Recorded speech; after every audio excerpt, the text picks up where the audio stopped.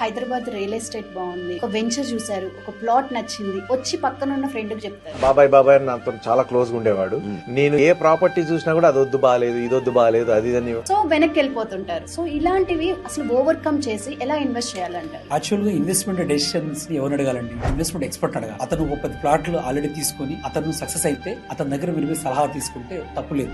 ఆ ప్రాపర్టీస్ నేను ఎంత తక్కువ అమౌంట్ లో నాకు అప్పుడు దొరికిందంటే దాన్ని వద్దని చెప్పేసి వదిలేపించి ఈ రోజు ఒక్కొక్కటి 50 కోట్లు 100 కోట్లు అట్లాంటి ప్రాపర్టీస్. అతనే ఇంతవరకు ఒక ప్లాట్ ఇన్వెస్ట్మెంట్ చేయలేదు. అతనికి ఇన్వెస్ట్మెంట్ మీద నాలెడ్జ్. మనం వెళ్ళి అతను అడగడం వల్ల నష్టపోయేది అతను కాదు, మనం నష్టపోతుంది. ఇట్లాంటి వాళ్ళు తీసుకెళ్ళకపోయి ఉంటే ఆ డబ్బులతో నేనేదో ఒక ప్రాపర్టీ కొనుక్కునేవాడిని. సో మీరేం చేయాలంటే, నేను ఒక ప్లాట్ ఇన్వెస్ట్మెంట్ చేయాలనుకుంటున్నప్పుడు రియల్ ఎస్టేట్ ఎక్స్పర్ట్ ఖచ్చితంగా కలరండి. సో మాలాంటి వాళ్ళు కలిసి based on your budget prone concept చెప్పడం జరుగుతుంది. దాన్ని బట్టి మీరు డెసిషన్ తీసుకుంటే ఆ డెసిషన్ కరెక్ట్ అవుతుంది. బట్ అల్టిమేట్ రిటర్న్స్ మీకు వస్తాయి. మీ ఫ్రెండ్స్ కంటే ముందు కూడా మీరు better to contact real estate expert.